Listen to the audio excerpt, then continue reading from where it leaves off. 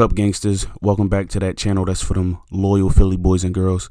First, I want to thank my friends who took time out of their busy lives to listen to my dumb self rant about Philly sports and liking, subscribing, and commenting. I can't thank y'all enough. I also want to give a shout out to my homeboy Sean. Hopefully you listening. He been telling me to get off my ass and work on my channel. Appreciate you, bro. I'll link his channel down below. Check it out if you like fitness and positive vibes. Also, sorry for the delay and welcome to episode 2. So today I want to talk about Ben Simmons and complain about Jeffrey Lurie again. Can somebody please explain to me why we fired our Super Bowl winning coach just to end up getting rid of the quarterback that we fired him for? I literally cannot believe the fall from glory since 2017. What in the world is going on with our franchise? Like, obviously a Super Bowl is the climax of good front office management, coaching, and on-field execution, and usually it's a gradual decline until you're irrelevant again and start rebuilding. But who would have thought 4 years removed, our franchise quarterback would be on his way out along with the coach who won our franchise's first Super Bowl? Since Carson is leaving anyway, can we call Doug back? Like, obviously not, but like, that's the only thing that would redeem Lurie in my eyes right now. I would say this is Jerry Jones level of bad management, but the Cowgirls won 3 Super Bowls under him. Anyway, I'm going to move on from that because the Eagles are in the offseason, and I think that most of us agree that what's going on with them right now is kind of crazy and dumb. I don't want to waste too much of your time, so I'll be quick on Ben Simmons and the Sixers too. I took too long putting this video out, and the timing is terrible because of Ben's last game, but I do not care. The Ben Simmons stands are going to come for me after this, but I do not care, bro.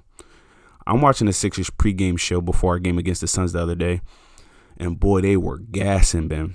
His defense was outrageously good against Damian Lillard. This is his value, locking down one of the best players in the league. What a stellar performance by Ben. Now, I didn't watch the game because I was working, but I was thinking to myself, wait, I thought we lost that game.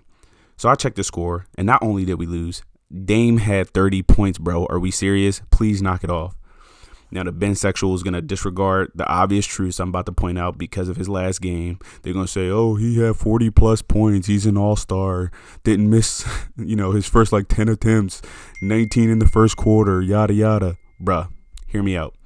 I'll give y'all some credit and admit he's not bad. He is really good, and it would be dumb to disregard all the good things that he brings to a team. That being said, I would trade Ben in a heartbeat for any point guard who averages more or the same as Ben, who will also shoot the basketball. People think his defense and assists make up for his lack of shooting. It does not.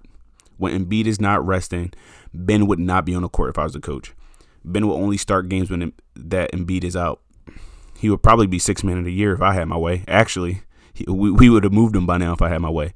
This is an offense-friendly league, and 2.5 steals a game ain't translating to wins against Tier 1 West teams, and I cannot see Embiid carrying us over the Nets' big 3 by himself, especially not in the 7-game series. Somebody I trigger is probably going to comment saying, thank God you're not the head coach of the Sixers, but please explain to me why a guy making tens of millions of dollars a year to be a basketball expert allows a guard who won't shoot to bring the ball up the court in the final 10 seconds when we are losing and need a jump shot. You can probably make a compilation video how many times that happened to us. Not just under Doc, but also under Brett when he was still our coach. He shouldn't even be on a court in the last 2 minutes if we're trailing, in my opinion. Now, I'm not a basketball expert, but that seems to be elementary. Look, I'll give Ben this. I think he is the best transition player in the league. That's clearly when he's at his best. Look at the highlights of his career highlights game and tell me I'm wrong. Basically, my point really is just that the Sixers need a different type of point guard for this team to win championships. There are seriously people who call themselves Sixers fans who would prefer to have Ben Simmons on our team for 10 years and not win a championship than getting a championship or 2 from the Sixers with a different point guard. What happens when our championship window closes and Ben wants out of Philly because we start losing? If you want that, then you're a Ben fan and you're not a Sixers fan, and I can't relate to you. The trade deadline is coming up, and we need to do something. Call up Washington, try to get that killer Bradley Beal and a straight-up trade. Like, the more spacing for Embiid, the better. And for a player who can take over a game consistently when Embiid is out, that's a no-brainer if you ask me. Or call up Portland, beg Dame to change his mind, and come win a chip for the Holy City. Yo, look, thanks for listening. Sorry for the abrupt ending, but I got homework and stuff to do. If you hate my opinions, do me a favor, get in the comments, tell me that my opinions are trash. If you agree or just support me, like it, subscribe, and hit that bell so y'all know when I post more of my dumb thoughts. I got a lot of feedback on my last video, some recommendations on what make the channel better, and I'm working on it. I will get better and better as I get more familiar with YouTube. Till next time, gangsters. Peace.